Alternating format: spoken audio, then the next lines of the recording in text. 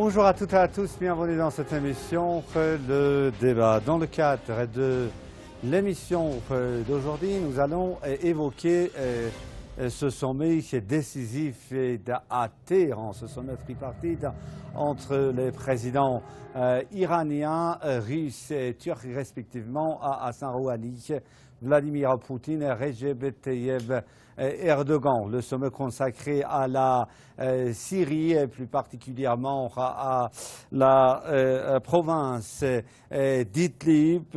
Dans son discours, le président Rouhani a insisté une fois de plus sur la nécessité de combattre le terrorisme. Il a dit que voilà, le combat contre le terrorisme à Idlib également est inévitable. Et quant à en fait Vladimir Poutine, président russe, il a dit que le pouvoir syrien, l'État syrien, a parfaitement le droit de combattre le terrorisme dans toute la Syrie, de libérer toute la Syrie.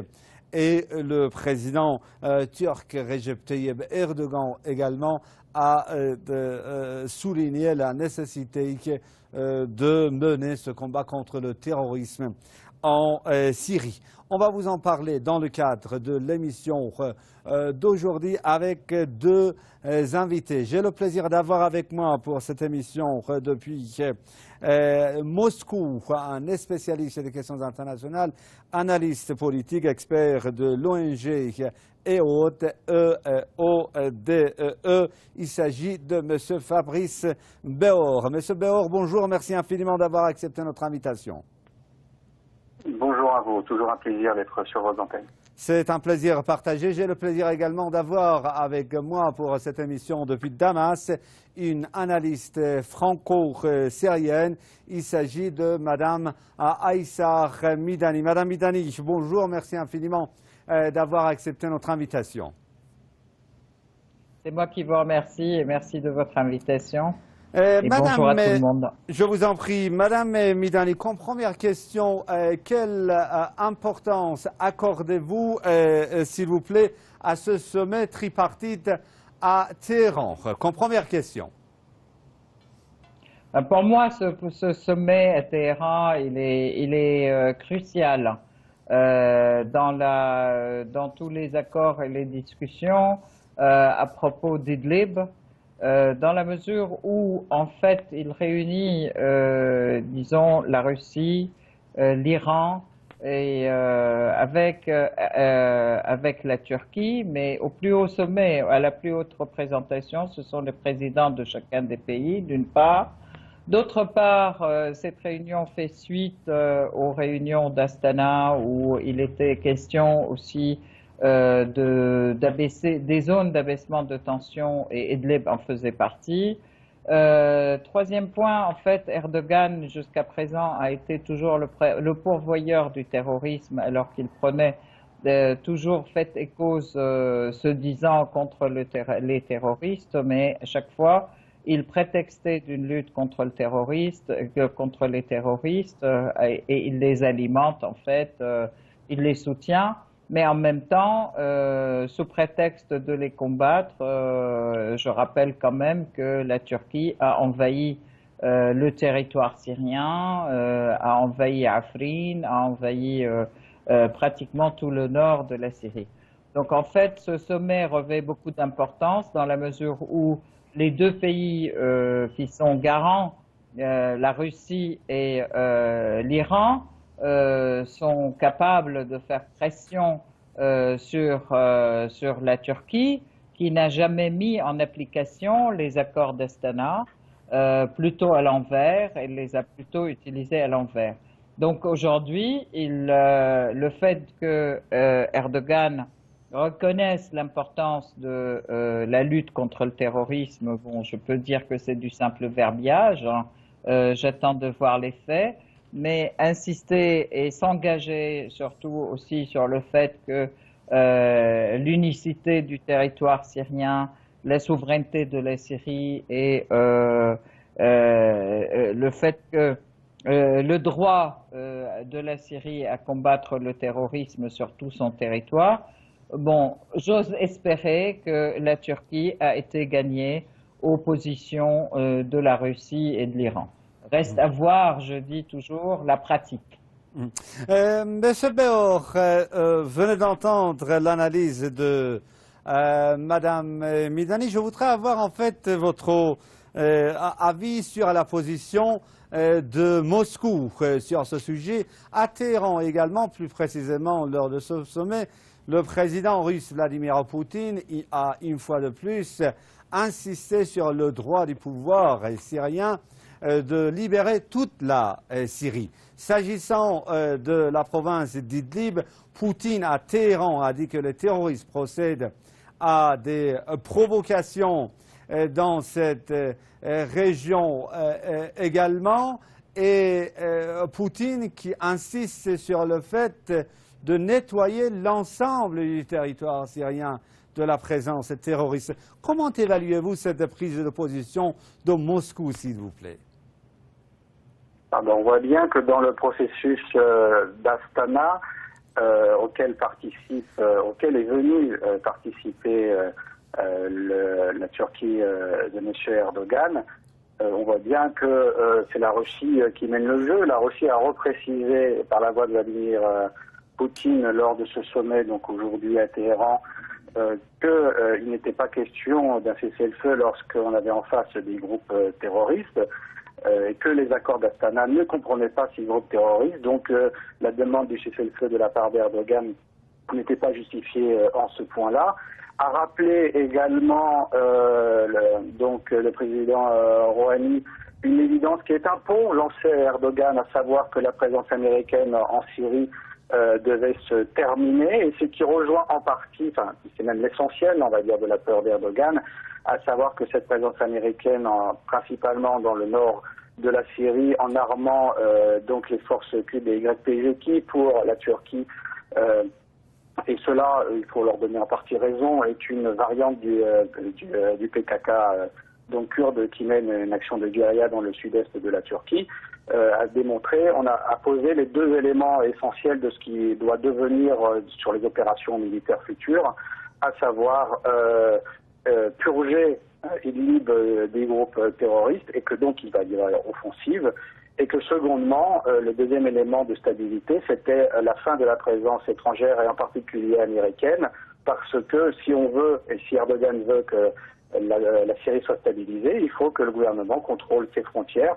Donc, autant Rouhani que Poutine ont indiqué les deux éléments majeurs, et dans le cas précis, Erdogan ne peut pas faire autrement qu'accepter une réalité sur le terrain, bien qu'il aurait voulu jouer autrement, mais sa situation ne permet pas de refuser la position de force de la Russie et de l'Iran sur le terrain militaire dans la région. Madame Midani, est-ce que vous aussi vous estimez, tout comme M. Béor, et que la Turquie de M. Erdogan aussi n'a, dans l'état actuel des choses, d'autre choix que de, en fait, en quelque chose d'accepter cette volonté, disons, irano-russe de combattre le terrorisme sous toutes ses formes en territoire syrien? En fait, je crois que la Turquie joue sur beaucoup de tableaux. En fait, n'oublions pas quand même que la Turquie fait partie de l'OTAN, qu'elle est liée aussi aux États-Unis, que il y a par moments effectivement des petites mésententes avec les États-Unis, mais en fin de compte, ils coordonnent aussi pas mal avec les Américains. Aujourd'hui, en fait, par rapport au combat du terrorisme Al-Nosra, Al-Qaïda et Al-Nosra à Idlib, peut-être que les Turcs vont accepter, puisque Al-Nosra est déclarée comme une organisation terroriste sur le plan de l'ONU, à l'échelle mondiale, au niveau de toutes les organisations internationales. Mais nous savons aussi que à Idlib, il y a plus qu'Al-Nosra, il y a des dizaines de factions terroristes qui ne sont rien d'autre que des subdivisions d'Al-Qaïda qui se donnent des noms différents. Et effectivement, jusqu'à présent, la Russie insiste sur le fait qu'il faudrait séparer les organisations dites non terroristes, en fait, qui ne sont pas Al-Nosra, d'Al-Nosra, et inviter ces organisations à se battre contre Al-Nosra. Bon, ça c'est un travail auquel s'emploie la Russie depuis Astana, depuis le début de la création des zones d'apaisement, d'apaisement. Et l'objectif, c'était toujours de séparer ceux que les uns appellent opposition modérée, maintenant ils disent opposition armée, des terroristes. Or, en réalité, ils sont tous des terroristes. Il faudra pouvoir jouer sur ces contradictions. Or, on sait que le pourvoyeur de toutes ces organisations terroristes, c'est la Turquie. Et la clé, effectivement, de cette séparation et de cette, à la limite, solution est dans la main de la Turquie.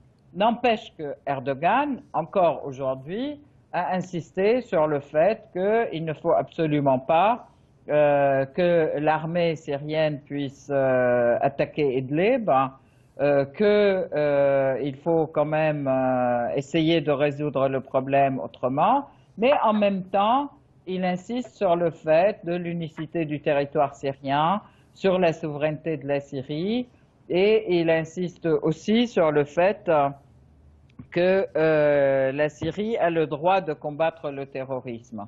En fait, autant de choses contradictoires qui me permettent quand même d'être très sceptique, voire interrogative par rapport aux actions turques dans l'avenir.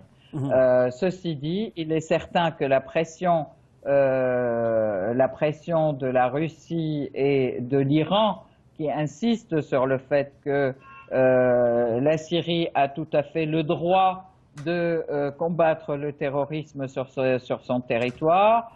Poutine qui a dit effectivement aujourd'hui l'État syrien contrôle plus de 90% du territoire syrien et il a le droit et à la limite le devoir de continuer quand même à libérer son pays du terrorisme. Bon, tout ceci, ce sont des affirmations importantes qui ont, à mon avis, donné beaucoup de poids dans ce sens au sommet. Merci.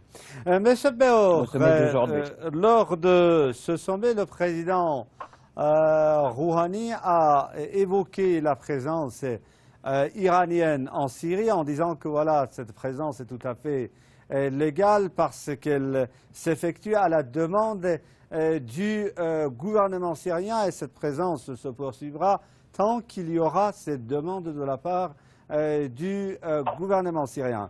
Par contre, s'agissant de la présence américaine en Syrie, le président Rouhani qui l'a jugé tout à fait illégal et a réclamé une fois de plus, cette fois-ci, devant le président russe et turc, la fin immédiate de la présence américaine en territoire syrien. Sur ce point, M. Béor, il y a une pleine communauté de vues, au moins entre le président Rouhani et son homologue russe, d'autant plus que dans l'état actuel des choses, il y a en fait, si vous voulez, une certaine communauté de vues d'Ankara avec Téhéran et Moscou également, n'est-ce pas? Oui, oui, je suis tout à fait d'accord avec ce que la précédente intervenante a indiqué. D'une manière assez diplomatique, ce que moi je ne peux faire devant l'hypocrisie, le double jeu d'Ankara sur le sujet. Pour autant, vous avez raison. Effectivement, sur ce point précis, il y a une communion de vues et d'intérêt de voir les Américains militairement, donc les militaires américains, partir de la région, parce qu'ils n'ont aucune légitimité, aucune légalité pour y être, et puis qui plus est, parce que c'est une division donc ce sont aussi des rebelles qui se sont, mais qui aujourd'hui discutent avec Damas, donc il y aura peut-être une solution plus diplomatique, espérons-le, mais tout du moins qui pose encore une division, parce qu'après Idlib, il y a cette question, effectivement, des Kurdes, et dans le cas précis, le fait que le président Rouhani a indiqué et exigé le départ des militaires américains, ce qui rejoint la position russe sur le sujet, et ce que j'indiquais, et dans ce cas précis sur le double jeu d'Erdogan, un pont qui est lancé, puisque la présence américaine dans la région arme les YPG, qui pour Ankara est un danger pour lui-même, la stabilité et l'unité de son pays, du fait que derrière cela c'est le PKK et qui sont pour l'indépendance d'un Kurdistan en Turquie. Donc là-dessus, évidemment, on voit bien que sur ce sujet en tout cas précis, il y a on va dire un terrain d'entente. Maintenant, Erdogan a planté des graines d'un côté, planté des graines de l'autre, et il ira du côté où il pourra récolter les meilleurs fruits. Ça a toujours été la politique d'Erdogan. Mais il devrait pourtant savoir, quand même, de par l'histoire, on voit très bien que les Américains changent rapidement, généralement, d'alliance lorsqu'il s'agit de leurs intérêts, et ils n'ont aucune espèce d'empathie, de sympathie pour leurs anciens alliés. Et aujourd'hui, dans le cas précis pour les Kurdes, je précise bien, ils pourront autant lâcher les Kurdes que se servir des Kurdes pour ce qui se passe à l'intérieur, on va dire, du jeu syrien.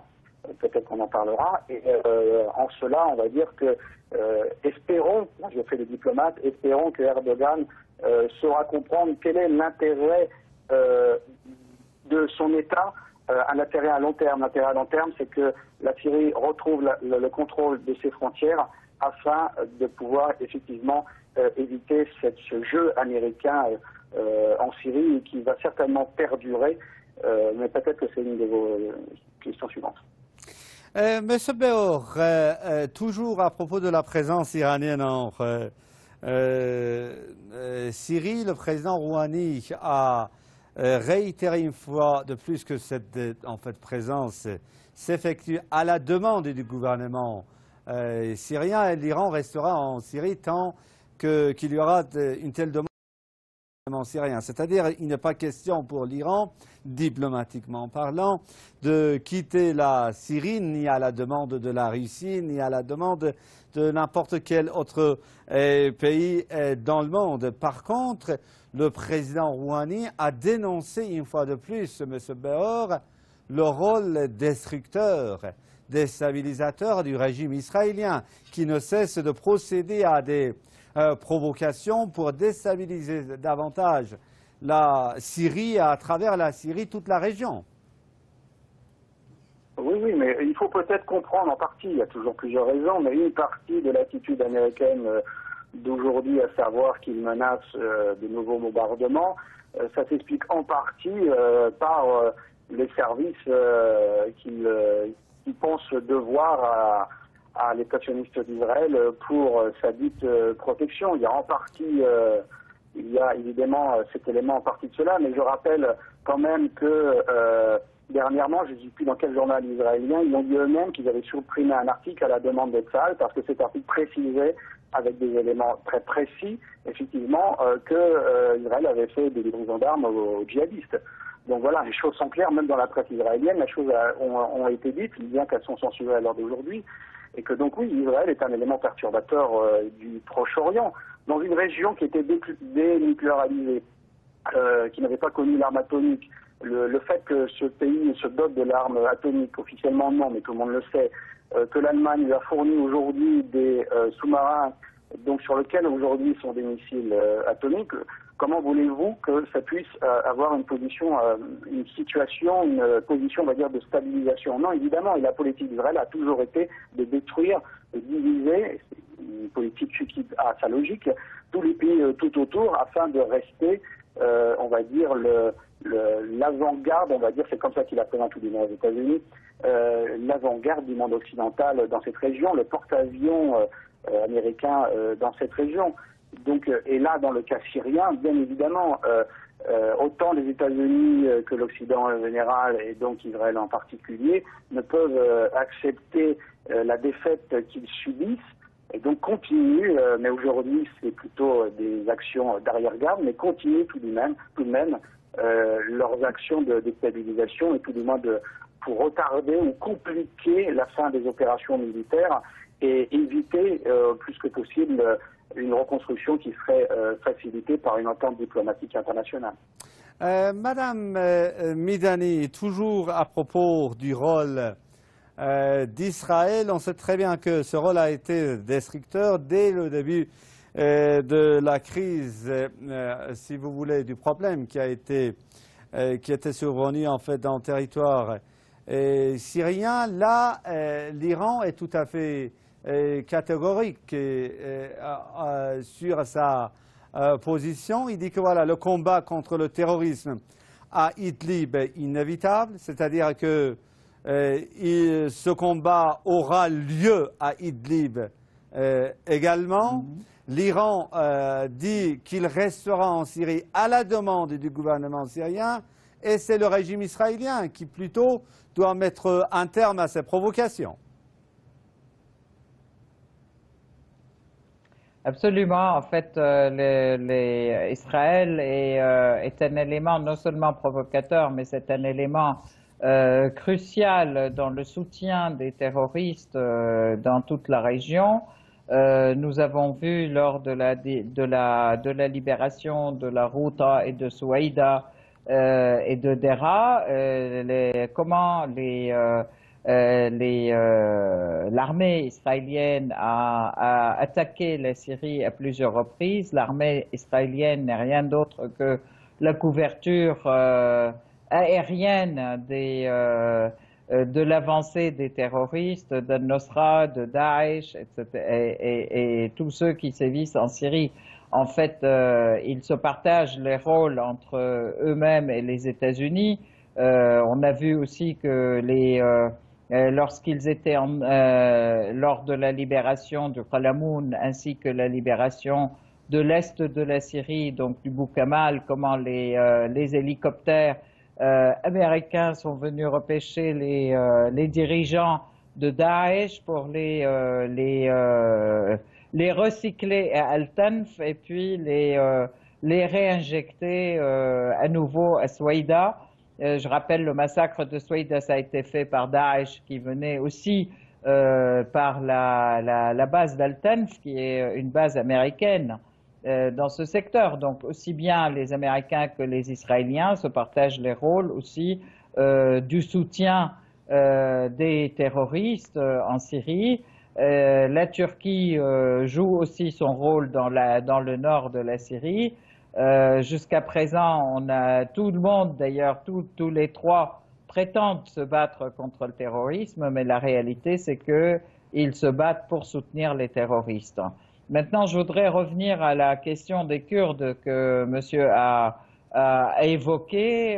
Les Kurdes, le FSD, et les forces dites démocratiques syriennes qui sont composées de Kurdes ont présenté à plusieurs reprises ont dit leur volonté de discuter avec le gouvernement syrien, avec l'État syrien. D'ailleurs, je peux dire qu'il y a eu plusieurs délégations aussi qui sont venues à Damas de leur part.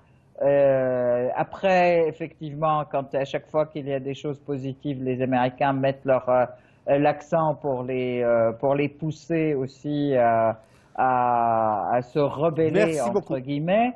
Mais en fait, à plusieurs reprises, ils avaient annoncé leur volonté d'avoir une certaine autonomie, mais sous le couvert de l'État syrien. Merci beaucoup. Donc, ce ne sont pas des séparatistes.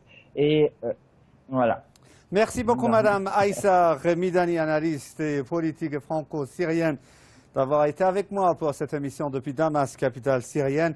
Mes vifs remerciements vont également à M. Fabrice Beur, analyste politique et spécialiste des questions internationales, qui a été avec moi pour cette émission depuis Moscou. C'est la fin de l'émission d'aujourd'hui. Merci infiniment de l'avoir suivi. Je vous souhaite à vous toutes et tous une excellente journée. Je vous dis au revoir, amis. À très bientôt.